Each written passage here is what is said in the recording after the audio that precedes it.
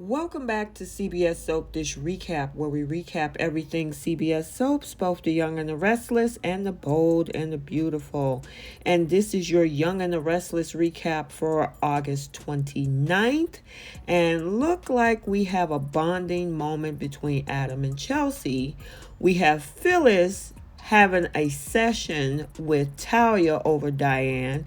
We have Nikki playing coy with DIANE, and then we get a steamy makeout session beginning between Noah and ALLIE. So before we unpack this, take a second to make sure you're subscribed to the channel and don't forget to like and share.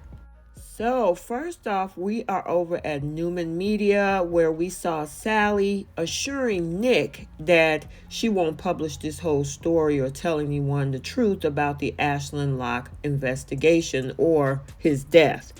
Now, there be talk about Adam's desire for payback and Nick's belief that his brother's turnaround don't last. He actually had the nerve to say that once he gave a kidney that he probably should have made or turned the corner. Oh, he turned the corner by giving her the kidney. You guys didn't. However, Nick will be glad Sally is free of Adam romantically, but she'll still fret over him despite the breakup. Speaking of Adam, we're over at Chancellor Park. Now, Chelsea is with him, and Chelsea admits to feeling like her career is in limbo all over again. Now, Adam commiserates since he's been kicked off the Newman throne so many times. Now, once Chelsea finds out the real story about Ashland Locke, she realizes that it sounds awfully similar to when Victor tried to cover up for Adam back on the farm and with Montalvo. Now, Adam feels like Victor messed him up by hiding the fact that he killed AJ. But Chelsea understands Victor's protective motives. Now, after Adam admits he'll move some bodies to protect his own son Connor and even Chelsea, he still doesn't approve of Victor's actions. Adam complained about Victor never admitting that he's wrong or apologizing, so he wants to hold him accountable.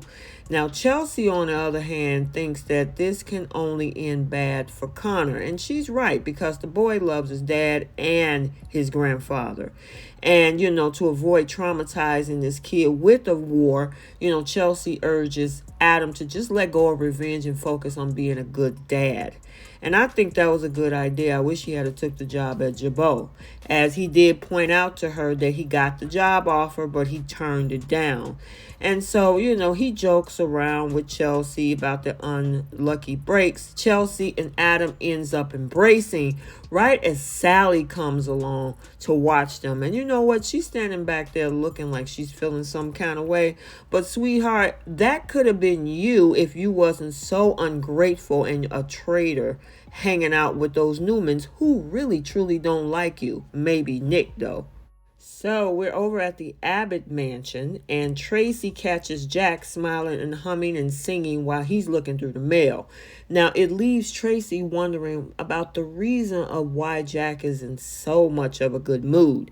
Now, Jack acts like he has so much to be grateful for, but Tracy clearly thinks that DIANE have something to do with this. Now, Jack stopped short of saying, about forgiving DIANE, but Tracy kind of dig around for more answers and try, to figure out the situation. Now, Noah and ALLIE arrives. They interrupt and they tell Jack and Tracy about the new nightclub space. And look like he pitched it to Lily, who now owns the Grand Phoenix. She absolutely love it. And once the acquisition of the Grand Phoenix is finalized, they're going to also open up his new club. And I think it's called a glam club. And so Jack suggests this whole celebratory lunch at Society. So they all head over there with Tracy along with ALLIE and Noah. So now we're over at Society. DIANE walks in because she's over on her lunch break about to pick up her food. And she happens to see Nikki there. So she wanted to go ahead and get the insults out the way. So she walks over to Nikki. And Nikki acts like, just take a little bit too much energy to deal with you. Now, that and the shock of Diane's return worn off, Nikki's going on about, she's pretending, of course, that she's fine and being patient and, waiting on Diane to ruin her second chance all on her own. Now, Diane still feels like Nikki and Phyllis are up to something, but Nikki argues not everything is about you. Of course it is. And then also in the same breath, she has the nerve to call Diane a narcissist. And who knows, maybe she is. But she's married and living with a malignant narcissist. So go figure. You got a nerve to call her that. But you got one in your house and you had kids with him. So these two are going back and forth. Nikki at this point is annoyed. But once Jack enters society with Tracy, he butts into the conversation. And it seemed like, he's on guard to defend Diane against Nikki, which of course leaves Nikki absolutely annoyed. But Diane explains that her rival has been surprisingly civil today. Yeah, because she's playing with you, girlfriend. Now, Diane will also get Jack's invitation to join the nightclub celebration as they brought up the new news about, everything that happened with ALLIE and Noah. And of course, in a moment alone, Tracy wants to discuss Diane once again. And it seems like, Jack is wanting to hang out with Diane a whole lot, especially for someone who acts like he can't forgive her. So you can tell by the look on Tracy's face that it's like, well, what are you doing? I will say everybody is involved in Jack's life. I don't know if they feel that he can't think for himself, but if it's not his son, if it's not Phyllis, now it's his sister. It's like he got to make a decision on his own, and it looks like he's favoring Diane. So let's head over to the Grand Phoenix, where we see Phyllis visiting Talia Morgan in the hotel room, and she's running down the list of Diane's many crimes and grievances.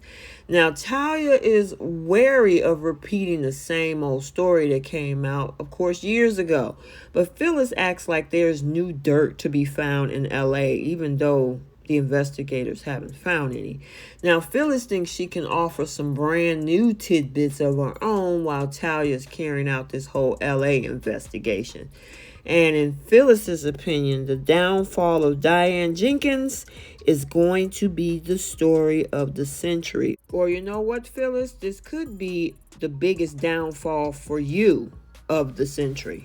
So we're finally back over at the Abbott mansion, and look like Noah and ALLIE is beginning to enjoy a makeout session that escalates. Now, ALLIE will eventually, as we saw, give him the okay to, take Noah upstairs so they can take their relationship to the next level with lovemaking. So look like we got another Newman Abbott situation going on here, the next generation, and I'm here for it. I think they make a cute couple. It looks like Noah and ALLIE's romance is continuously moving forward right along, but it's probably going to have some obstacles that they're going to have to hit at some point, but we have to wait and see, and I guess we'll just enjoy them in this moment. So yeah, I'm looking forward to it. Let me know what you guys think as well. Okay, so there you have it. That is your Young and the Restless recap for Monday, August 29th, 2022. Let me know your thoughts about this particular episode, and also stay tuned for The Bold and the Beautiful as well for August 29th. So until the next video, like, comment, and subscribe, and we will see you soon. Bye.